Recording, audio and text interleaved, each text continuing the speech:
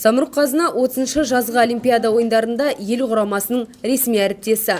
Бұл жөніндегі келісімге басқарма төрағасы Өмірзақ Шөкеев пен еліміздің бас спортшысы Талғат Ермегияев қол қойды. Қор тарапынан спорт саласына ерекше көңіл бөлінеді. Биыл спорттың олимпиадалық түрлері бойынша 14 федерацияға 8 миллиард теңгеден астам қаржы бағытталған. Осы команданы қолдау үшін бұл команданың барып келуіне енді талай қаржылық шығын кететін өздеріңіз білесіздер.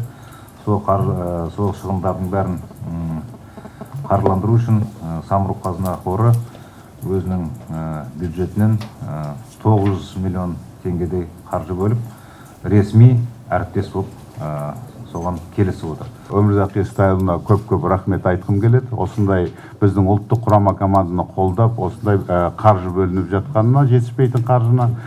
Ұлыбритания астанасында Қазақстан жалауын әйгілі палуан Нұрмахан Тінәлиев көтермек. Жалпы ел намысын тиісті деңгейде қорғау үшін спортшыларға қойылатын талаптар жоғары. Көп үміт күтетін жаңа спорт салалар бар ғой. Ауыр атлетика, жаңағы бокс бар, күрес бар.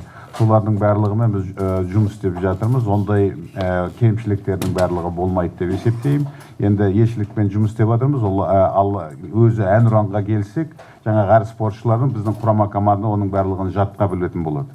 Оның барлығын жаңағы бірте өздерінің кестесі бар. Оның жаңағы қалай білетін барлығын бізде комиссия құрылған арналған. Жазғы Олимпиада ойындары 27 шілдеде басталады. Оған әлемнің 205 елінен 10,5 мыңнан астам адам қатысады деп күтілуде. Ұлттық құрамаға артылар сенім мол. Кем дегенде 3 алтынмен оралады деген үміт бар. Жеңімпаздар туралы біз оны қосымша келісетін боламыз. Әзірге сол команданың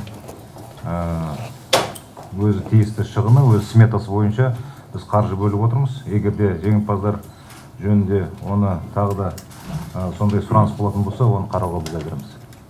Бүгінде жерлестеріміз дүбірлі додаға қатысу үшін 102 лицензияны иеленген.